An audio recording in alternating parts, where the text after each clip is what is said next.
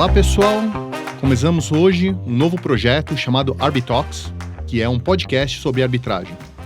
Eu, Marcelo Godke, Roberto Pasqualin e Rodrigo Sampaio, 3 arbitralistas, nós resolvemos criar aqui um canal de comunicação direto e aberto com você que esteja interessado por arbitragem. Então vamos lá. Eu gostaria então de, em primeiro lugar, pedir para que todo mundo se apresente aqui, né?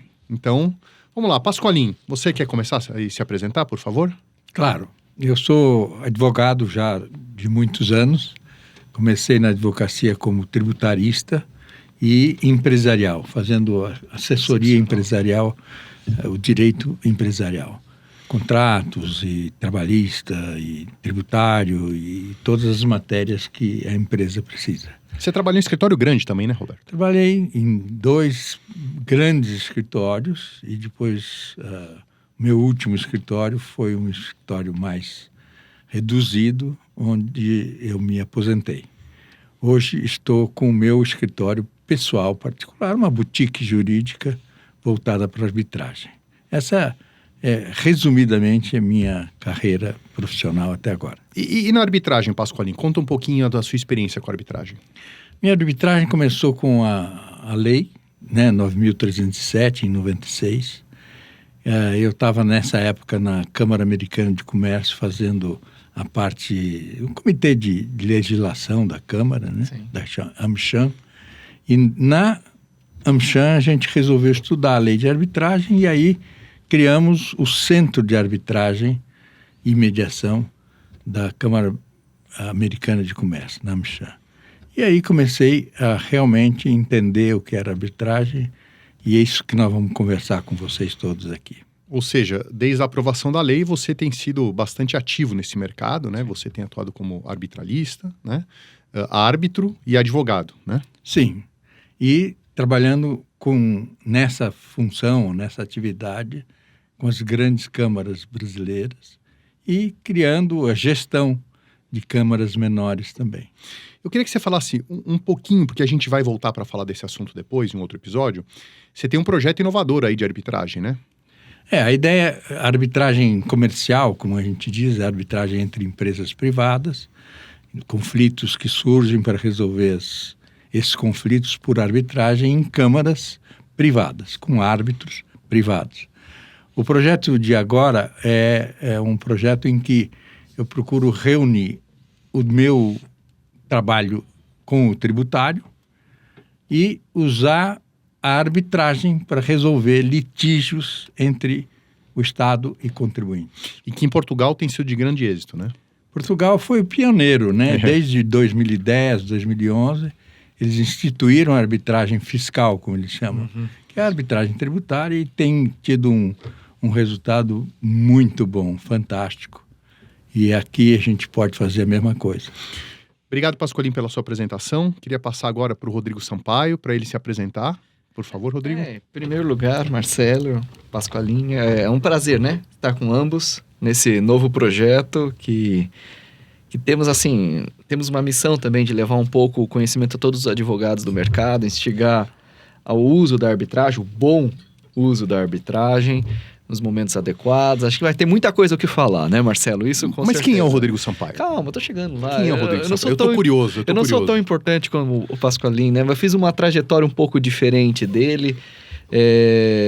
Meu perfil inicial é acadêmico, por assim dizer, né? Sou doutor pela USP, em Direito Civil e Direito Romano. Fiz meu pós-doutorado aqui na Alemanha, tive passagens pela Itália, pela Inglaterra e também, obviamente, depois comecei a advogar, né? Pós meu doutorado eu comecei a advogar, dou um apoio consistente no escritório também, né? O Marcelo sabe bem disso, na parte de arbitragem. E também atuo como árbitro em uma série de questões, né? Algumas coisas interessantes a respeito da minha trajetória, só para todos estarmos um pouco a par da curiosidade. Se o Pasqualin gosta de arbitragem tributária, eu gosto de arbitragem marítima. Transportes é a minha praia e também um campo que pode ser muito desenvolvido no Brasil. Uhum. Não vou fazer o clichê que a nossa costa é muito grande e por isso precisaria ter mais arbitragem marítima, mas é só uma pequena brincadeira para ver quanto que nós podemos crescer. Só um detalhe, a arbitragem internacional começou com o comércio marítimo. Exatamente. Historicamente, né? A minha formação acadêmica começou por direito romano e história do direito. Então, assim, se nós pensarmos, nós temos excelentes exemplos de arbitragem no comércio internacional. Sim. E isso deixa claro que a arbitragem, contrariamente ao que algumas pessoas entendem, a arbitragem não é um fenômeno moderno, né? Na verdade, a jurisdição, ela começa, né, na civilização humana por meio de arbitragem, né? Sem dúvida. O árbiter, propriamente, desde o direito romano, já era uma figura que, de certa maneira, defendia questões privadas, né? Exatamente. Vamos falar disso mais pra frente. Vamos falar disso mais pra frente. Bom, e meu nome é Marcelo Godke, eu sou sócio de Godke Advogado, sou aqui juntamente com o Pasqualinho e Rodrigo Sampaio, um dos idealizadores do Arbitox. Também sou doutor em Direito, tenho um pouco de experiência em arbitragem como árbitro, um pouco de experiência como advogado, né? Lecionando também. Então, acho que a gente vai ter um trabalho interessante para desenvolver daqui para frente, né? Vai ser muito bom. É isso aí. Excepcional. Muito bem. Depois dessa apresentação aqui, eu acho que a gente podia continuar o nosso bate-papo aqui e tal, né? Rodrigo, você tem alguma coisa para comentar? Eu acho que a gente... as pedras iniciais, por assim dizer, os pontos de partida, né? Talvez, Marcelo, que a gente pode fazer uma rodada rápida aqui de discussão é dizer o que nós queremos com esse episódio. Ou com esses episódios que vamos começar hoje. Você quer começar, Marcelo? Vamos lá. Olha, como eu antecipei um pouquinho na abertura desse primeiro episódio, a gente quer um canal de comunicação, né? A gente vai trazer um monte de entrevistado aqui, né? Nós temos a estrutura física para isso, nós temos o conhecimento das pessoas que trabalham com arbitragem, a gente tem a experiência, então eu acho que a ideia é a gente tentar desenvolver ainda mais a arbitragem no Brasil, né? Levar para, de repente, setores que elas não estão, por exemplo, a gente pode ajudar a divulgar a arbitragem tributária, apesar de não ter a lei ainda, a gente pode usar aqui o podcast como um foro de debate sobre isso, né? A gente pode, de repente, trazer um político que está conduzindo o processo de aprovação da lei lá no Congresso Nacional, a gente pode, de repente, trazer advogados portugueses que têm experiência em arbitragem tributária, a gente pode pegar pessoas que têm experiência em arbitragem marítima e assim por diante, né? Mas a ideia é realmente ter um canal amplo de comunicação para que a gente troque experiência, não é isso, Roberto? Não, é bem isso, Marcelo e Rodrigo. E fazer a divulgação de uma ferramenta Exatamente. que é ainda pouco conhecida no Brasil e pouco conhecida pelo Brasil.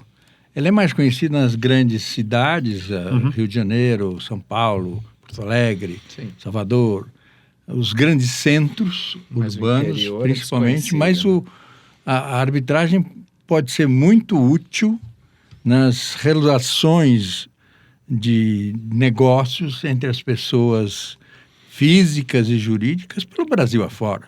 Claro. E o podcast serve para chegar a essas pessoas que estão mais distantes do que essa ferramenta pode oferecer. A gente vai tentar, na medida do possível, evitar usar um linguajar muito técnico, porque pode ser pessoas que não têm o conhecimento técnico ainda, e elas queiram adquirir um primeiro conhecimento com a arbitragem, mas, ao mesmo tempo, a gente vai trazer conhecimento técnico também, né? Acrescentar, talvez, se me permite, Marcelo, o que o Pasqualinho disse, acho que é bastante interessante, é uma missão social também, né? Que o fim da linha é melhor decidir conflitos e litígios e ferramentas, instrumentos, caminhos, formas de se resolver. Isso, né? pacificação social, né? Nós temos um fim da linha no direito e tenho certeza que nós três estamos comprometidos com isso, com os melhores caminhos para chegar a ele. É isso aí. E posso acrescentar, Rodrigo, que a natureza mesmo especial da arbitragem é ser fora do judiciário. Exato, com certeza. Os conflitos hoje, o sujeito quer ir para a justiça. Eu vou para a justiça. Tem um conflito, eu vou entrar com uma ação contra você, contra aquele. A arbitragem é fora do judiciário. Fora do judiciário. É uma atividade de solução de controvérsias, de conflitos entre partes fora do judiciário. E com o mesmo valor de uma sentença do judiciário. Perfeito. Roberto, eu queria que você voltasse com comentários e perguntas a respeito disso que eu vou falar para você agora, mas você falou, poxa vida, muita gente não conhece a arbitragem no Brasil, né? Mas o mercado de arbitragem é o segundo maior do mundo, né? Só fica atrás dos Estados Unidos, né? No Brasil, as grandes câmaras e nos grandes centros têm sido cada vez mais usados pelas empresas, para resolver conflitos de negócios. Uhum. E essa utilidade de uma ferramenta para isso é tão grande que cresceu muito o acesso à arbitragem nas grandes câmaras de São Paulo, do Rio de Janeiro, Sim. Paraná, enfim, os grandes centros.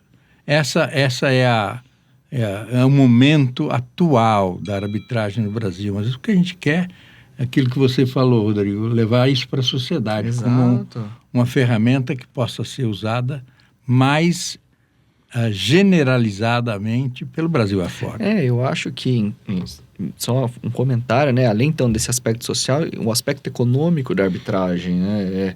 Também as empresas, elas podem melhorar a forma como lidam com os conflitos também do ponto de vista econômico. A arbitragem auxilia de uma maneira geral, né? Não vamos falar de custos de arbitragem hoje nem nada disso, né? Uhum. Mas de uma maneira geral, economicamente, também as questões se resolvem de uma maneira mais apropriada por uma série de características. Claro. Então, assim, o social e o econômico. Nós temos um mercado vasto. Escolinha é isso, né? É bem isso. E a gente tem usado uma expressão que é comum no mundo da arbitragem.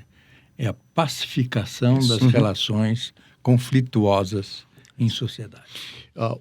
Especificamente o seu projeto de lei, que logicamente tem outras pessoas que participaram disso, então talvez seja até um pouco leviano falar do seu projeto, mas da equipe que preparou o projeto de lei, né, o anteprojeto de lei que está no Congresso Nacional sobre arbitragem tributária, tem um aspecto muito interessante, porque as estatísticas no Brasil indicam que cada vara judicial tem em média aí 2.000 processos. Nas varas empresariais, como os processos têm uma complexidade um pouco maior, esse número cai aí para próximo de 700 a 1.000 processos, né? Mas as varas da Fazenda Pública, aquilo é um inferno, um horror sem fim, né? Assim, uma quantidade infinita de processos. Tem vara da Fazenda Pública que tem 20, 30, 40, 50 mil processos, né? E talvez a gente tenha aí até um aspecto de pacificação social, sob o ponto de vista tributário, se a gente conseguir tirar muitos desses conflitos das varas da Fazenda Pública, né? A administração pública passou a usar cada vez mais a ferramenta arbitragem nas relações com as partes privadas. Uhum. Mas a relação entre a administração pública tributária e o contribuinte, é isso que você falou, Marcelo. O volume de casos em andamento, em tramitação, é enorme. Uhum. E são o gargalo da dificuldade do próprio judiciário poder ter mais celeridade na condução dos litígios. Perfeito. E não apenas os litígios tributários. Eles ocupam espaço dos juízes, dos tribunais, evitando que a celeridade dos conflitos não tributários também possam ser resolvidos rapidamente. Então, essa administração pública tributária, nesse projeto de lei, que não é meu, é de um grupo que está fazendo isso através... Aliás, existe uma associação, né, Roberto? Nós temos um trabalho muito legal, né? Nós temos um instituto que chama IBAT, Instituto Brasileiro de Arbitragem Tributária. É verdade. E no IBAT a gente já apresentou para o governo, apresentou para o parlamento brasileiro projeto de lei, anteprojeto de lei modelo, vamos dizer assim. E isso está tramitando, são alguns projetos de lei no Senado sendo discutidos pelos parlamentares. Por uma hora, a gente, além da reforma tributária material, que está sendo o objeto político de hoje, né? Fazer uma reforma tributária processual. Sim. E usar, além de processos administrativos e judiciais, processos arbitrais. Perfeito. Vou puxar a sardinha agora um pouquinho para a brasa do Rodrigo, né? No direito marítimo, né? Eu sei que, por exemplo, lá na minha terra, em Santos, né? Existem juízes que eles atuam bastante em questões marítimas, né? Sim, então, verdade, de demurra, de dano... Santos, talvez, depois do Rio de Janeiro, tem uma boa tradição em direito marítimo. Exatamente. E como que é o mercado para arbitragem marítima no Brasil? Em que pé está isso? Muito pequena ainda, né? A maioria das causas, como a gente estava falando, tem uma tradição do comércio internacional, e o comércio internacional era essencialmente marítimo, ainda em carga é marítimo, por assim dizer, né? Mesmo com o desenvolvimento do transporte aeronáutico e assim por dizer, mas essencialmente é marítimo, deslocamento. As grandes câmaras de direito marítimo ou de arbitragem marítima são no exterior, né? A principal é em Londres, sem sombra de dúvidas, e depois tem outras internacionais que têm se desenvolvido. Mais recentemente, a Ásia tem despertado um interesse bastante próximo dessa... Realmente o tráfego marítimo lá se intensificou nas últimas décadas, mas também Nova York, etc. Nós vamos ter, acho que, um momento para falar das câmaras, né? Aqui no Brasil, infelizmente, embora tenha uma outra câmara já se diz especializada, elas são ainda muito pequenas. Existe até uma que é de arbitragem marítima, que, salvo engano, está sediada em Santos, mas ainda é incipiente, não tem casos propriamente, né? Se a gente olhar, talvez essas causas, só para concluir, elas estão sendo encaminhadas para as nossas grandes câmaras de São Paulo, né, que nós vamos falar mais para frente, mas que, sem sombra de dúvidas, é a Câmara de Comércio do Brasil, Canadá e a Fiesp, né, que concentram o maior portfólio de ações arbitrais ou procedimentos arbitrais. Mas são casos que merecem, de repente, um certo nível de especialização. Com certeza. E uma formação específica na matéria. Isso é uma das grandes vantagens da arbitragem, né? Você ter árbitros com uma formação específica para julgar questões mais técnicas na matéria. Essa sempre foi uma das ambições, né, Pasqualini? E um dos propósitos, né? Então, assim, realmente, esse é um ramo bastante especializado. Então, assim, talvez árbitros com melhor formação na matéria vão dar melhores resultados. E muita gente acha que porque tudo em tese está dentro aí da seara do direito comercial, que os assuntos seriam bem relacionados e tal, mas na verdade são assuntos muito diferentes, porque eu sei que na CBC, na Fiesp, se discute muito questão societária. E isso me parece um pouco distante do direito marítimo, apesar de tudo estar dentro do direito comercial, né? Mas a essência da arbitragem, Marcelo e Rodrigo, a gente sabe, é contratual. Sim. E os contratos de direito dentro do direito marítimo são importantíssimos. São, não, né? com certeza. E essa matéria especializada exige árbitros com conhecimento, o que o nosso judiciário normalmente não tem. É isso. Porque o juiz de direito julga de tudo. Perfeito. Julga direito criminal, família, contratos, trabalhista, etc. E o marítimo. E o tributário. Muitas vezes eles não têm essa mesmo as varas empresariais, por exemplo, o que se fala as varas são especializadas, os juízes não. E aí, logicamente, a gente consegue resolver isso por meio da arbitragem. Né? É uma boa expressão, né? Então, assim, realmente, como o primeiro episódio, né? A arbitragem tem um campo de desenvolvimento próprio, é um espaço que ela realmente preenche e auxilia o judiciário, né? Assim, complementa. Isso, porque assim, há uma... Não é que tem um ou outro. Isso, eu não queria... Tem os dois. Isso, eu não queria que fosse... Não claro. É um discurso excludente, como muitas vezes se coloca, né? Não. Mas é um discurso inclusivo, digamos assim. Não é um exclui o outro, mas eles auxiliam para resolver melhor os litígios. Perfeito. Muito bem, gente. Vamos agora falar um pouquinho desse projeto que nós estamos iniciando hoje, nesse primeiro episódio. O que você acha, Rodrigo? Onde a gente vai com isso? Eu acho que é interessante, né? Assim, falamos da nossa ideia social, do campo econômico que tem a arbitragem, dos aspectos jurídicos. A ideia inicial é que a gente faça um conjunto de episódios, né? Desse nosso Arbitalks. E convidemos pessoas para integrar essas mesas de debate. Então, tanto árbitros famosos, personalidades internacionais, e que possam contribuir com assuntos variados da arbitragem. Então, assim, a nossa ideia é atingir um público amplo, o mais amplo possível, e ao mesmo tempo levar um conteúdo de qualidade. Eu acho que a nossa missão também é instigar as pessoas a ter uma boa formação. E algo, assim, que se atualize facilmente, né? Porque às vezes a pessoa fez um curso, se preparou, mas, por exemplo, eu tenho grandes esperanças que o projeto de lei de arbitragem tributária seja aprovado. Eu acho que isso vai trazer uma pacificação social. Aqueles 50, 40, 30 mil processos devem cair bastante nas varas de fazenda pública, né? E, ao mesmo tempo, a gente vai ter, por conta do fim desse processo, uma pacificação social sobre essas disputas, né? Mas a lei foi aprovada. E aí? Quem vai ensinar esse negócio? Quem vai debater? A gente talvez não tenha algo tão estruturado aqui, porque isso não é um curso, isso é um bate-papo sobre arbitragem, mas a gente vai ter as novidades o tempo todo. Então, a hora que a lei for aprovada, né, a gente vai ter debates o tempo todo sobre isso. Esse formato auxilia, né? A gente ir atrás também das novidades. É isso aí. As últimas questões. É isso aí.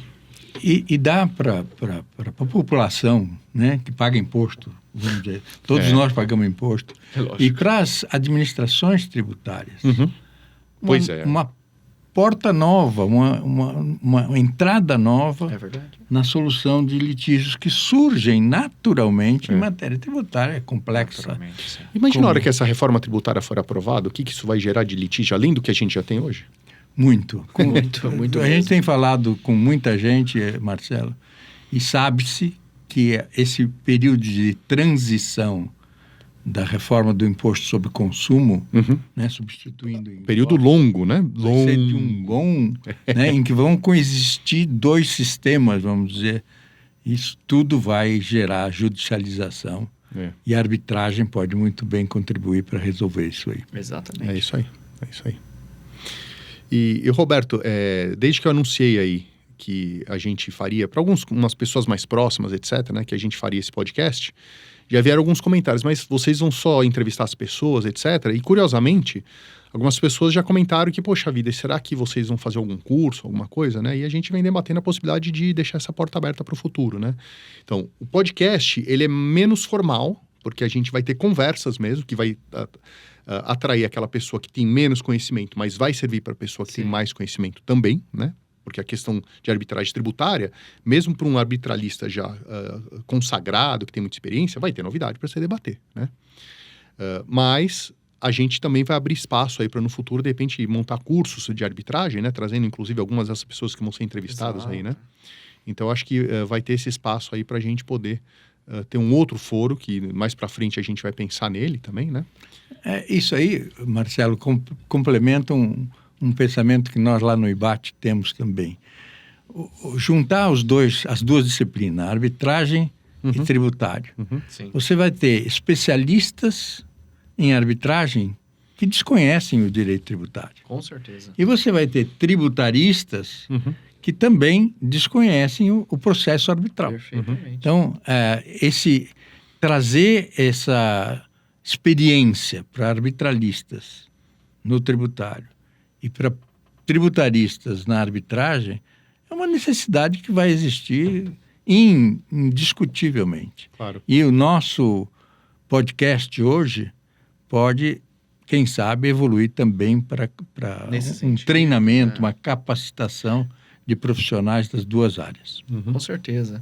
Com certeza. E também, assim, deixar claro, né? O podcast é uma das formas, né, de divulgação, né? Então, assim, realmente, essas perguntas dos ouvintes são muito propícias porque nós planejamos fazer outros instrumentos que alcancem as pessoas e que solidifiquem o conhecimento, que divulgue. Claro. E assim por diante, é multiplicador. Eu vou fazer uma pergunta para vocês, e gostaria de opinião bastante sincera, né? Vamos dizer que a pessoa tem interesse em arbitragem, ela de repente já fez até um curso, já leu livros, mas ela ainda não conseguiu entrar no mercado de arbitragem, né? Existem pessoas mais jovens, nem tão jovens assim, mas eu sei que existe um interesse pela arbitragem de maneira mais ampla, né? O que vocês recomendariam aí no que diz respeito à formação das pessoas, o caminho profissional a seguir? O que vocês recomendam para a pessoa chegar lá e entrar na prática da arbitragem, que pode ser, de novo, como advogado, advogada e como árbitro e árbitro? Quer começar, Pascoalinho? Não, eu posso dizer porque isso é uma constante, Marcelo. É uma constante, é verdade. As pessoas querem, mas não sabem como. Sempre essa né? vida. E o que eu tenho dito para quem tem esse anseio primeiro, estudar. Estudar arbitragem, estudar jurisprudência. Qualquer coisa na vida, né? Estudar, saber. Tem muita matéria sendo divulgada, escrita. Você mesmo, Marcelo, já acabou de fazer isso muito bem orientado e muito bem escrito. Tudo isso é o começo. A segunda parte é frequentar os eventos de arbitragem, que são também muito frequentes no Brasil, no exterior. Está presente e entender como essas matérias é discutida e quais são os pontos de destaque. E estando presente, você vai ter como fazer o network necessário para poder ser reconhecido e ser convidado para trabalhar com arbitragem, seja como advogado de parte em arbitragem, seja como árbitro mesmo, Claro. e seja também como gestor de câmaras de arbitragem. mesmo. Que é um mercado bom também, né? Que é um Sem excelente dúvida. mercado. Aliás, eu vejo nas câmaras que a gente tem, as grandes câmaras que estão no Brasil e também outras de âmbito internacional, são pessoas muito bem preparadas que vão fazer mestrado, LLM, né, em universidades renomadas no exterior, e elas entram para trabalhar como secretários, né, na parte administrativa, e depois elas acabam indo até para grandes escritórios, viram árbitros também, né? E talvez acrescentar só que, como a lei é da década de 90, nós vamos falar disso mais para frente, agora toda essa questão do estudo, equipes voltadas para arbitragem em diversos âmbitos e facetas e eventos, especialidades, enfim, já alcançou uma maturidade melhor. Quer dizer, já foram aí, no mínimo 2 décadas, né? Se não me falha a contagem, 2 décadas e pouco, né? Então, nós já temos uma maturidade melhor do meio. Então, temos uma produção melhor do que é escrito, temos mais trocas de qualidade, eventos que estão cada vez melhores e mais presentes, também em quantidade. Uma troca internacional, um diálogo internacional. Mais presente, a visibilidade do Brasil e também equipes que estão cada vez mais bem estruturadas. Quer dizer, assim, é um tempo também que se tem, né? Que vai ganhando fôlego. Ô, Rodrigo, você como um acadêmico, porque você dá aula constantemente, talvez você passe ainda mais tempo do seu tempo como acadêmico do que como advogado do foro, né? Se uma pessoa quer fazer curso, se preparar sob viés acadêmico, o que você recomendaria? Olha, tem alguns cursos bons de arbitragem, né? Desde, enfim, alguns nacionais, alguns internacionais, inclusive hoje com a facilidade do virtual, né? Digamos assim. Embora seja realizado na hora, nós temos bons cursos. Tem o CIARB de Londres, né? O Chartered Institute of Arbitrators, que faz um curso de formação muito bons. Aqui em São Paulo, nós temos instituições de ensino que também promovem. Uma pergunta, o CIARB lá em Londres, apesar dele ser o Chartered Institute of Arbitrators, ele não é só para árbitros. Não. Isso é um equívoco comum. Isso já me perguntaram, eu falei, não, um advogado que queira se formar bem, ele pode fazer esse Não, curso, pode. Né? E aumentou também a oferta de cursos telepresenciais, digamos assim. Então, assim, auxiliante você teria que ir até Londres fazer o curso. Hoje você consegue fazer à distância também outros institutos, a Queen Mary. A Queen Mary tem um LLM que é 100% à distância. Né? Miami tem se destacado também no circuito. E no Brasil também. O Centro de Extensão Universitária, que eu dirijo também, tem um curso de arbitragem. A Fundação Getúlio Vargas, enfim. E a USP. A USP. Direito processual. Verdade. Cadeira de Direito de Processo Civil. Também hoje já tem disciplinas, né? De arbitragem. E Portugal tem a Faculdade de Direito da Universidade de Lisboa, que tem um curso que acontece agora basicamente todo ano também, que é 100% online, sim, então, né? Alternativas de aprendizado são várias. Já melhorou muito. Não há mais dificuldade de se habilitar para esse estudo, para essa especialização. Não, perfeito. Então, assim, existem as possibilidades, né? Graças a Deus. Muito bem. E, Rodrigo, você tem alguma coisa que você gostaria de perguntar para mim, para o Pasqualin? Olha, como que a gente vai fazer tudo isso, né? Acho que, assim, o que o ouvinte talvez queira saber a essa altura como a gente se planeja para os próximos episódios, Marcela? Você tem alguma ideia? Eu acho que a primeira coisa é, como somos 3, a gente vai acabar dividindo o trabalho por 3, né? Não é isso, Pasqualin? Sem dúvida. Não, porque assim, eu acho que o importante de tudo isso é a gente manter a constância, porque se a gente quer um canal de comunicação aberto com as pessoas interessadas, ou até as pessoas que já atuam em arbitragem, etc., a gente precisa manter um projeto no longo prazo, né? Então, a gente vai dividir o trabalho por 3, isso representa dizer que pode ser que um dia 2 de nós entreviste, às vezes os 3 entrevistam um convidado, às vezes um só, mas a gente vai ter que manter a constância disso, né? Então a gente já está em contato aí com alguns convidados, alguns já toparam participar para dar entrevista aqui para a gente, né? Alguns assuntos já foram escolhidos também, e logicamente que o estúdio está aqui em São Paulo, mas isso não quer dizer que a gente não possa, de repente, fazer uma entrevista à distância com alguém que seja, por exemplo, na França, em Miami, etc. Isso pode acontecer também, né? Eu sei que, por exemplo, existem arbitralistas que são de primeiríssima linha, que estão em Nova York, estão em Miami, né, estão em Portugal, né? Então, existe aí um caminho para a gente percorrer. Então, a gente pode trazer essas pessoas, o que seria difícil trazê-las aqui para fazer uma entrevista pessoal. Mas, via de regra, na medida do possível, a gente vai tentar trazer as pessoas para o estúdio, porque a qualidade de som e de imagem fica um pouco melhor. Mas, então, esse seria o caminho natural a ser percorrido, né? Exatamente. E aproveitar o que está acontecendo no mundo, né? Usar a tecnologia de comunicação eletrônica e poder, com isso, multiplicar o acesso a essas informações. Eu acho que é por aí que a gente tem que seguir. Muito bem. Bom, esse episódio inicial era uma introdução, uma abertura, dizer o que é o projeto, o que a gente pretende. Eu acho que já deu para ter uma ideia muito boa, né? E logo, logo a gente volta aí com o segundo episódio. A gente já entrando em questões um pouco mais específicas, mas em breve a gente vai ter toda uma série de convidados aí, né? Eu, Marcelo Godke, Roberto Pasqualin e Rodrigo Sampaio. Isso. Né? Então é isso, pessoal. Muito obrigado e até o próximo episódio. Um grande abraço. Obrigado.